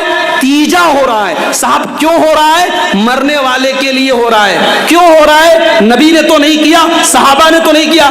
ارے تو منع کہاں ہے؟ یہ بہت بڑا مسئلہ ہے، منع کہاں ہے؟ ایک فارمولہ دے کے جا رہا ہوں، میری پوری تقریر آپ کو یاد ہو چاہے نہ یاد ہو، یہ فارمولہ یاد کر لو۔ جب مسئلہ دین کا آ جائے، جب مسئلہ اسلام کا آ جائے، تو سوال یہ نہیں پوچھا جائے گا کہ منع کہاں ہے، سوال یہ پوچھا جائے گا ثابت کہاں ہے۔ بات سمجھے؟ جب مسئلہ اسلام کا آئے تو پوچھا جائے گا ثابت کہاں ہے، اور جب مسئلہ دنیا داری کا آ جائے، جیسے کوئی پینٹ پہن رہا ہے، اب نبی کے زمانے میں تو پینٹ نہیں پہنی جاتی تھی، کوئی ٹی شرٹ پہن رہا ہے، اب نبی کے زمانے میں ٹی شرٹ تو نہیں پہنی جاتی تھی، تو اب یہ نہیں پوچھا جائے گا ثابت کہاں ہے، اب پوچھا جائے گا منع کہاں ہے۔ جب مسئلہ کھانے کا ہو، جب مسئلہ پہننے کا ہو، جب مسئلہ دنیا سے ریلیٹڈ ہو تو پوچھا جائے گا منع کہاں ہے، لیکن جب مسئلہ دین کا ہو تو پوچھا جائے گا ثابت کہاں ہے۔ اس لیے کہ اگر دین کے اندر کچھ بھی نکال کے ہم یہ کہیں صاحب منع کہاں ہے، تو پھر دین کی تو شکل ہی بگڑ جائے گی۔ دین 1400 سال پہلے کمپلیٹ ہو چکا ہے، مکمل ہو چکا ہے، اب دین کے اندر کوئی نئی چیز داخل کریں گے تو اس کا نام ہوگا بدعت۔ اور میرے نبی اپنی ہر تقریر میں کہتے تھے وَكُلُّ مُحْدَثَةٍ بِدْعَةٍ وَكُلُّ بِدْعَةٍ ضَلَالَةٍ وَكُلُّ ضَلَالَةٍ فِي النَّارِ۔ ہر بدعت گمراہی ہے اور گمراہی جہنم میں لے کے جائے۔ اور ایک بڑے پوائنٹ کی بات بتاؤں، ابلیس جو ہوتا ہے نا، ابلیس گناہ پر اتنا خوش نہیں ہوتا جتنا بدعت پر خوش ہوتا ہے۔ کیوں؟ شرابی شراب پی رہا ہے، امید ہے کہ ایک دن توبہ کر لے گا۔ زانی زنا کر رہا ہے، امید ہے کہ توبہ کر لے گا۔ بدعتی سے امید بہت کم ہے کہ وہ توبہ کرے گا۔ کیوں؟ کیونکہ بدعتی اپنی بدعت کو دین سمجھ کے کر رہا ہے۔ اسی لیے حضرت عبداللہ ابن مبارک کہتے ہیں کہ ابلیس کو بدعت زیادہ پسند ہے، کیونکہ بدعت کرنے والا توبہ نہیں کرتا۔ اور یاد رکھو، بدعت کرنے والوں کو نبی کے ہاتھ سے کوثر کا جام نہیں ملے گا۔ اللہ ہم سب کی حفاظت کرے۔ کل قیامت کا دن ہوگا، میرے پیارے نبی کوثر کا جام پلا رہے ہوں گے اپنے امتیوں کو، اپنا کلمہ پڑھنے والوں کو۔ اللہ ہم سب کو، ہم دعا کرتے ہیں اللہ ہم سب کو اپنے رسول، اپنے نبی کے ہاتھوں کوثر کا جام نصیب فرما دے۔ میرے بھائیوں، نبی کوثر کا جام پلائیں گے، کچھ لوگ آئیں گے، اللہ کے نبی ان کو کوثر کا جام پلانے کی کوشش کریں گے۔ فرشتے کہیں گے اے اللہ کے نبی رک جائیے، ان کو آپ کوثر کا جام نہیں پلا سکتے۔ اور جانتے یہ کوثر کیا ہوتا ہے؟ کوثر کا جام جو پی لے، اللہ کے نبی کہتے ہیں پھر پیاس نہیں لگے گی، پھر پیاس نہیں لگے گی۔ تو اللہ کے نبی پلانے کی کوشش کریں گے، فرشتے روک دیں گے۔ اللہ کے نبی پوچھیں گے ارے میری امت کے لوگ ہیں، پلانے دو۔ تو فرشتے جواب دیں گے آپ نہیں جانتے یہ بدعتی لوگ ہیں، یہ بدعتی لوگ ہیں. انک لا تدری ما احدثوا بعدک, آپ کو نہیں پتا انہوں نے آپ کے دین میں کون کون سی چیزیں نکالی تھی. اللہ کے نبی کہیں گے سحقن سحقن لمن غیر بعدی, ان کو گھسیٹ کے جہنم میں لے کے جاؤ, انہوں نے میرے دین کو بدل ڈالا. بدعات اور خرافات اس دور کا بہت بڑا فتنہ ہے, اور بچنے کا طریقہ کیا ہے, علاج کیا ہے؟ علاج الیوم اکملت لکم دینکم, دین مکمل ہے, اس دین سے چھیڑ چھاڑ مت کرو, دین کے اندر کوئی نیا کام مت نکالو. اللہ کے نبی فرماتے ہیں اذا قال المؤذن, جب مؤذن اذان دے تو تم اذان کا جواب دو, اور اذان کا جواب دینے کے بعد میرے اوپر درود پڑھو. پہلے تم اذان کا جواب دو اور پھر میرے اوپر درود پڑھو, اور پھر میرے لیے اللہ سے وسیلہ مانگو. اللہ سے وسیلہ مانگو یعنی تم میرے لیے دعا کرو کہ اللہ تعالیٰ مجھ کو وسیلہ دے. اسی لیے ہم ہر اذان کے بعد اذان کا جواب دیتے ہیں, درود شریف پڑھتے ہیں اور یہ دعا پڑھتے ہیں اللہم رب ہذہ الدعوۃ التامہ والصلاۃ القائمہ. ہم یہ پوری دعا پڑھتے ہیں, لیکن اگر کوئی بھائی اذان دینے کے لیے کھڑا ہوتا ہے اور اذان کے پہلے درود شریف پڑھنے لگتا ہے تو کام غلط نہیں کر رہا ہے, کر تو رہا ہے وہ کام اچھا, درود پڑھ رہا ہے, مگر ٹائمنگ غلط ہے. میرے نبی نے اذان کا جواب دینے کے بعد درود پڑھنے کو بولا, وہ پہلے پڑھ رہا ہے, لہٰذا یہ بدعت ہے. کسی چیز کی جو ٹائمنگ نبی نے بتائی ہے وہ ٹائمنگ بھی ہم چینج نہیں کر سکتے, چینج کر دیں گے تو بدعت ہو جائے. وقت زیادہ ہو رہا ہے, 10 چیزیں مجھے بیان کرنی ہے. 5ویں چیز, نمبر 5, اس دور کا 5واں بڑا فتنہ, میری مائیں بہنیں بڑے ادب کے ساتھ بڑی معذرت کے ساتھ کہنا چاہوں گا, اس دور کا 5واں سب سے بڑا فتنہ عورت کا فتنہ ہے. عورت کا فتنہ. اور میں سمجھتا ہوں کہ عورت کے بارے میں جتنا خطرناک لفظ اللہ کے نبی نے استعمال کیا ہے, کسی اور فتنے کے بارے میں استعمال نہیں کیا. اللہ کے نبی فرماتے ہیں ما ترکت بعدی فتنة اضر علی الرجال من امتی من النساء, میں نے اپنی امت کے مردوں کے لیے عورت سے زیادہ خطرناک کوئی فتنہ نہیں چھوڑا ہے. مجھے پتا چلا ہے کہ کانپور میں ٹک ٹاک بہت استعمال ہو رہا ہے, گلی گلی میں محلے محلے میں مسلمان لڑکیاں منہ ٹیڑھا کر کے ٹک ٹاک پہ ویڈیو بنا رہی ہیں. عورت بہت بڑا فتنہ ہے. میری امت کے مردوں کے لیے عورت سے بڑا کوئی فتنہ نہیں. اور آپ کو جان کر کے حیرت ہوگی کہ یہ وہی عورت ہے جس کے بارے میں اللہ کے نبی کہتے ہیں الدنیا کلھا متاع وخیر متاع الدنیا المرأۃ الصالحہ. دنیا کی سب سے بڑی اگر کوئی دولت ہے تو عورت ہے. کیا وجہ ہے؟ ایک طرف اللہ کے رسول کہہ رہے دنیا کی سب سے بڑی دولت عورت ہے, اور دوسری طرف اسی عورت کو کہہ رہے دنیا کا سب سے بڑا فتنہ ہے. عورت فتنہ کب بنتی ہے؟ عورت جب تک عورت ہے تب تک فتنہ نہیں ہے. عورت جب اپنے عورت پن سے نکل جائے تب فتنہ ہے. عورت کب تک عورت ہے؟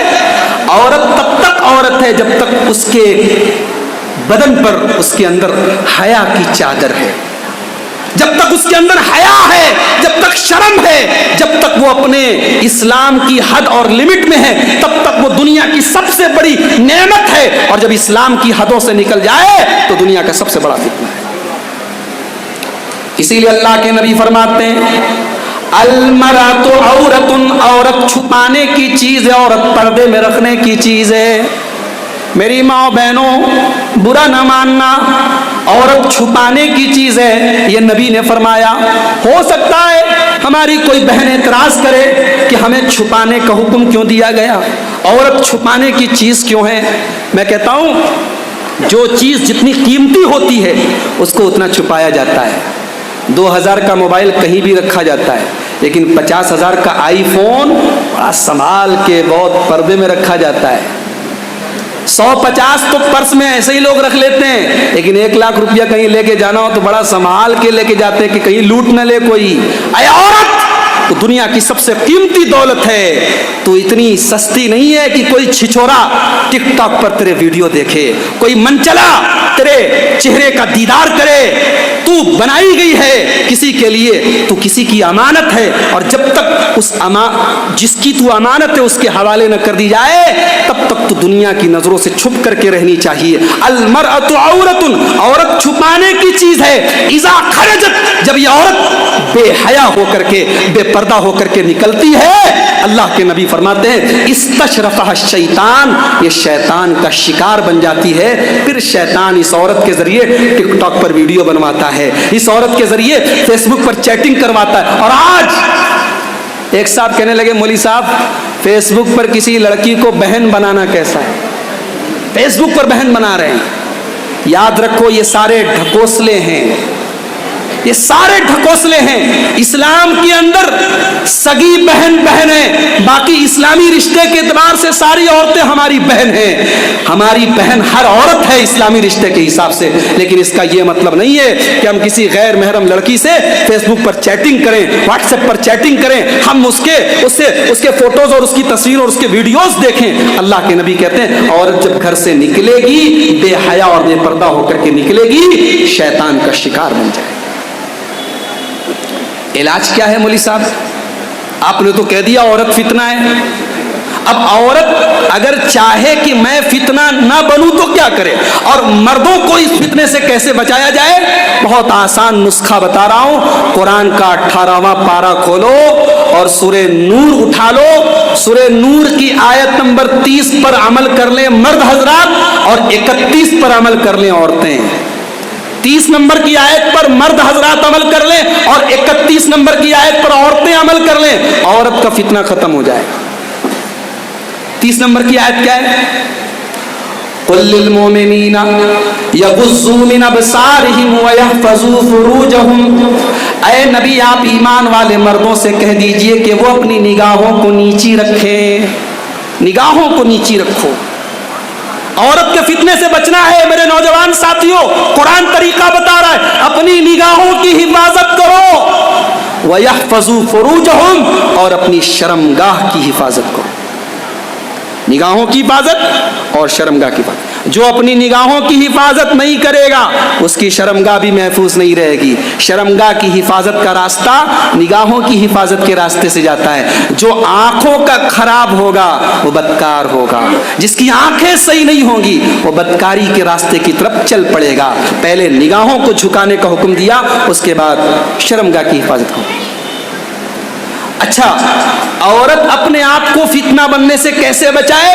اسی کے بعد والی آیت وَقُلْ لِلْمُؤْمِنَاتِ يَغْضُضْنَ مِنْ أَبْصَارِهِنَّ، اور اے نبی مومنہ عورتوں سے کہہ دو کہ وہ بھی اپنی نگاہوں کو جھکا کر کے رکھیں۔ عورت بھی اپنی نگاہوں کی حفاظت کرے، اپنی نگاہوں کو جھکا کر کے رکھے۔ وَيَحْفَظْنَ فُرُوجَهُنَّ، اپنی شرمگاہ کی حفاظت کرے۔ وَلَا يُبْدِينَ زِينَتَهُنَّ، اور اپنے بدن کو اپنی زینت کو ظاہر نہ کرے، إِلَّا مَا ظَهَرَ مِنْهَا، جو خود سے ظاہر ہو جائے۔ اب عورت چل رہی ہے راستے میں، اب ظاہر سی بات ہے عورت کی خوبصورتی اس کی ہائٹ سے بھی ہوتی ہے۔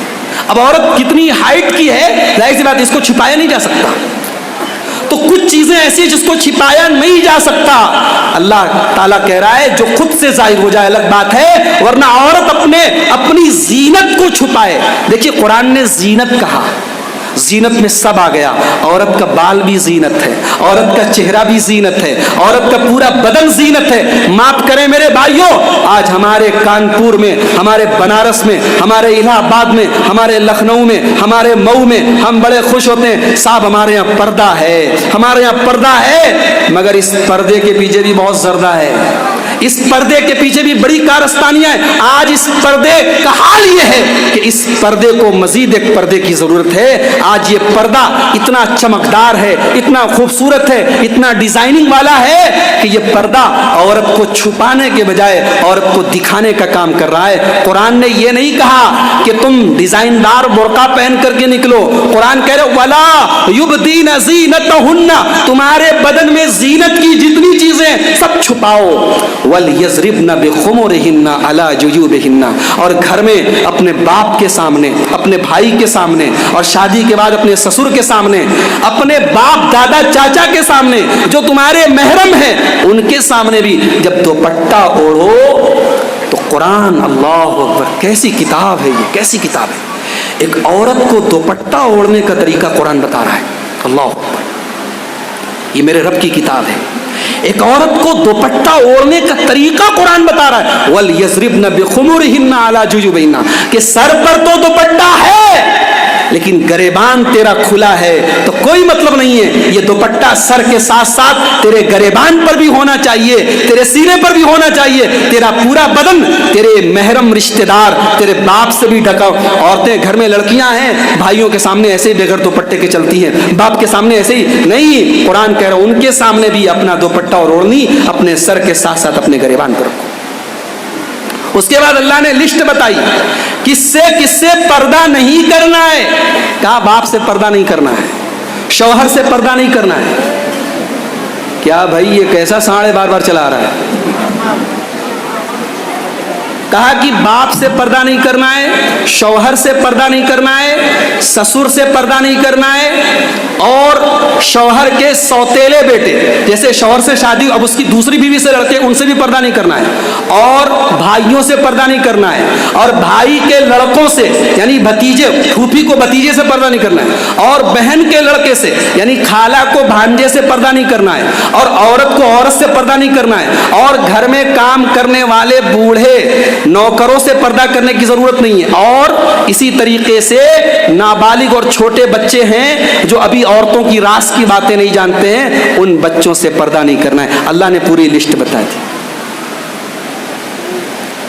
تو عورت اگر چاہتی ہے کہ وہ فتنہ نہ بنے تو قرآن کریم کی اس آیت میں، سورہ نور کی آیت نمبر 31 میں، 31 نمبر کی اس آیت میں اللہ نے عورت کو بتا دیا کہ تجھے کیا کرنا ہے کہ تو فتنہ نہ بنے. اس کے بعد فرمایا وَلَا يَضْرِبْنَ بِأَرْجُلِهِنَّ لِيُعْلَمَ مَا يُخْفِينَ مِنْ زِينَتِهِنَّ. اور اے مسلمان عورتوں، جب تم زمین پر چلا کرو تو اپنے پاؤں کو زمین پر زور زور سے نہ مارا کرو. آج بہت سارے لوگ کہتے ہیں عورت اگر اسکارف میں ہے اور چہرہ کھلا ہے تو کوئی حرج کی بات نہیں. میں کہتا ہوں عورت کے بدن کی خوبصورتی کا سینٹر اس کا چہرہ ہوتا ہے. پورا بدن اگر ڈھکا ہے اور چہرہ کھلا ہے تو پردے کا کیا مطلب ہے؟ قرآن کہہ رہا ہے جب عورت چلے وَلَا يَضْرِبْنَ بِأَرْجُلِهِنَّ لِيُعْلَمَ مَا يُخْفِينَ مِنْ زِينَتِهِنَّ، تو اپنے پاؤں کو زمین پر زور زور سے مار کر نہ چلے تاکہ اس کے پازیب کی جھنکار، اس کے پائل کی آواز غیر مردوں کے کان تک نہ جائے. اللہ اکبر.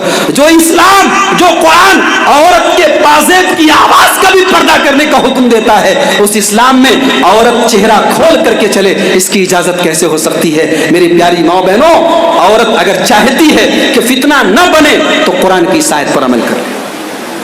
اور اس کے بعد والی آیت، اس میں مردوں اور عورتوں دونوں سے کہا گیا وَأَنكِحُوا الْأَيَامَ مِنكُمْ وَالصَّالِحِينَ مِنْ عِبَادِكُمْ وَإِمَائِكُمْ. جس کی شادی نہیں ہوئی ہے، لڑکا یا لڑکی شادی کے لائق ہو جائے، ان کی شادی کرا دو. شادی کرانے سے بھی بہت سارے فتنوں سے نوجوان بچ جائے گا. صحیح وقت پر شادی کراؤ، شادی کو آسان کرو، شادی کو ہلکا کرو، تبھی اس فتنے سے تم بچ سکتے ہو. تو 6 چیزیں ہو گئی. نمبر 7، ساتواں فتنہ اس دور کا جو بہت بڑا فتنہ ہے وہ ہے بے حیائی کا فتنہ. نوجوان کو دیکھو، بے حیائی اس قدر ہے کہ کسی ہوٹل میں، کسی ریسٹورنٹ میں، کسی پارک میں، کسی اسکول میں، کسی کالج میں چلے جاؤ، شرم و حیا کے سارے حجاب اٹھ چکے ہیں. آج بے حیائی آج اپنی چرم سیما پر ہے. مجھے یہاں کے کچھ بھائیوں نے بتایا مولوی صاحب یہاں ٹک ٹاک پر مسلمان گھروں کی لڑکیاں، اور مجھے شرم آتی ہے کہتے ہوئے کہ اپنے آپ کو اہل حدیث کہتے ہوئے کہ اہل حدیث گھروں کی لڑکیاں آج ٹک ٹاک پر ویڈیو بنا کے ڈال رہی ہیں اور خوش ہو رہی ہیں کہ آج ہمارے حسن کے چرچے ہو رہے ہیں.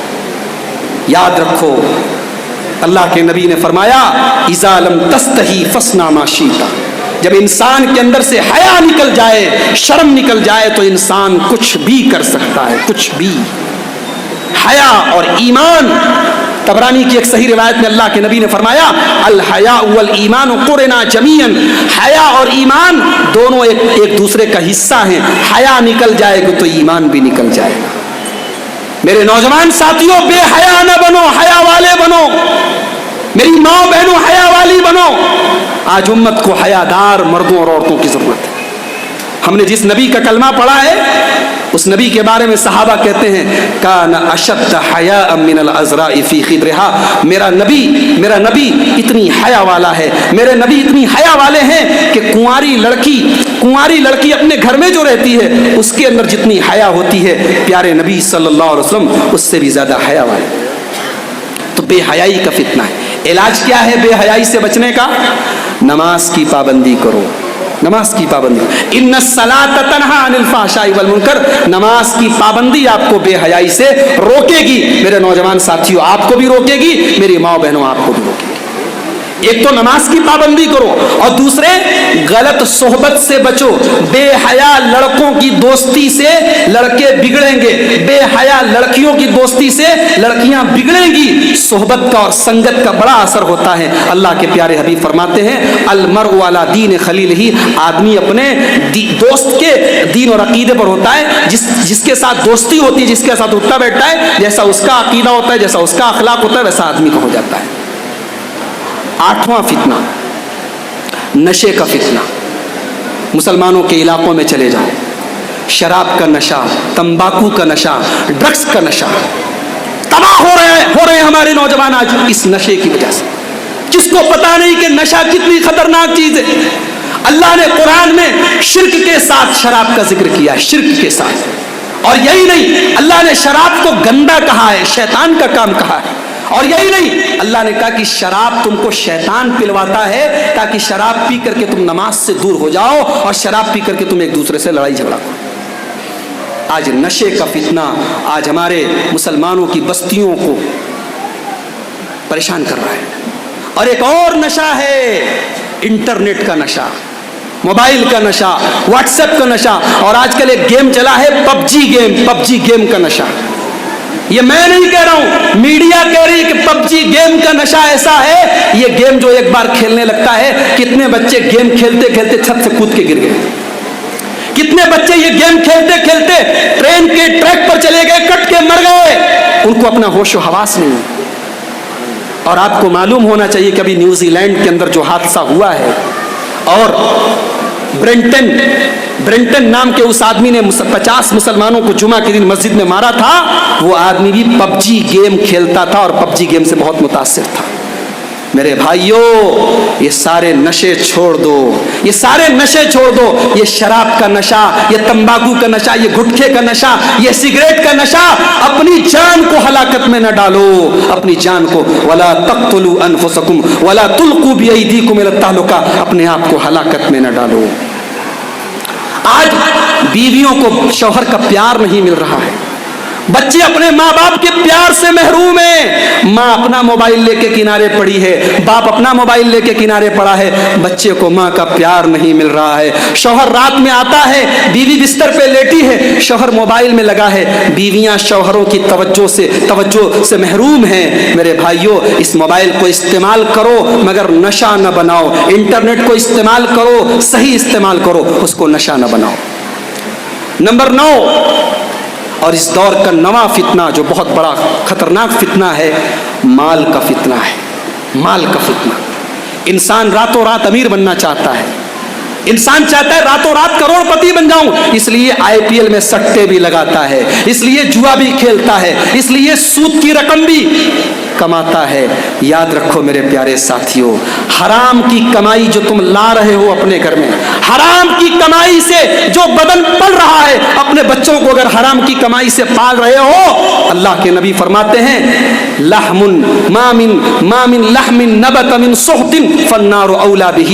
جو بدن حرام کی کمائی سے پرورش پائے وہ جہنم کی آگ میں جائے گا. حرام کمائی لا کر کے اپنے بچوں کو جہنم کی آگ میں مت جھونکو میرے بھائیوں. اور یاد رکھو حلال کے 1 روپیے میں جو برکت ہوگی وہ حرام کے 100 روپیے میں نہیں ہوگی. قناعت سیکھو, حلال کو اپنے لیے کافی سمجھو, اللہ کی تقدیر پر بھروسہ کرو, حلال کمائی کھاؤ, انشاءاللہ تمہاری زندگی میں برکت آئے گی. یہ نواں فتنہ اس دور کا بہت بڑا فتنہ ہے, مال کا فتنہ.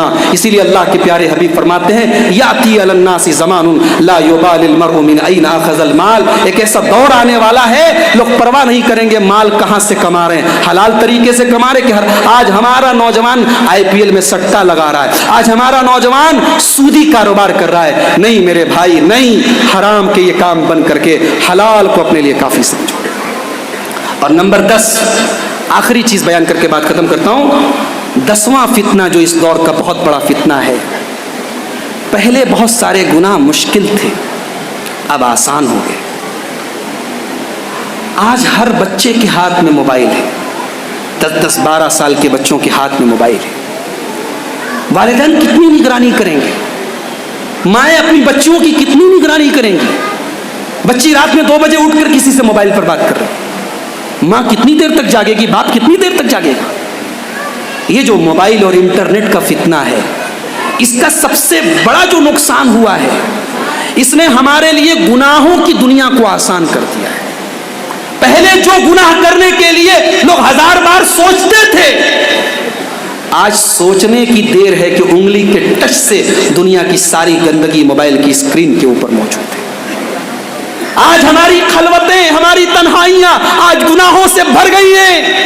کیا نمازی, کیا روزے دار, کیا عالم, کیا جاہل, کیا داڑھی والا, کیا بنا داڑھی والا, آج اس موبائل نے سب کے تقوی کے شیشے کو پاش کر دیا ہے.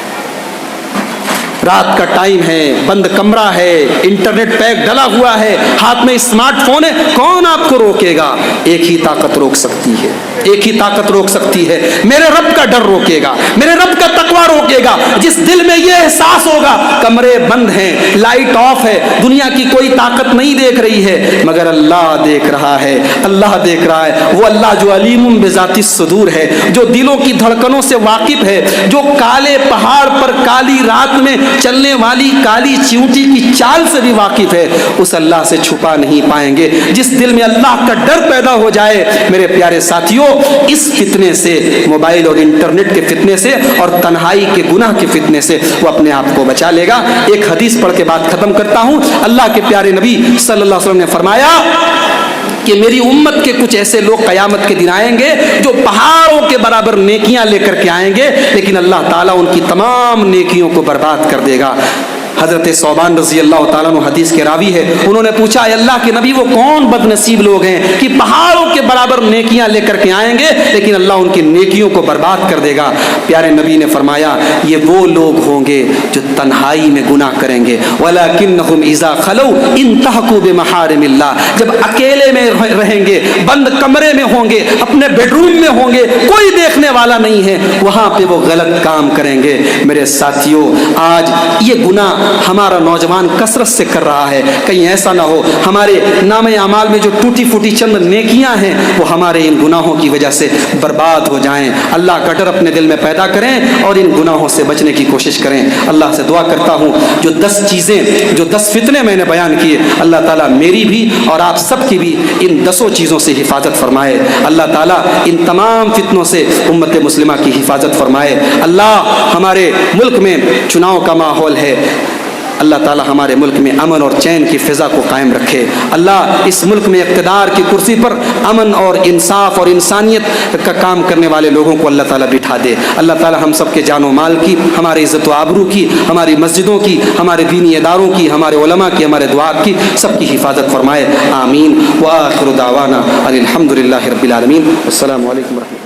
المشرقين ورب المغربين فبأي آلاء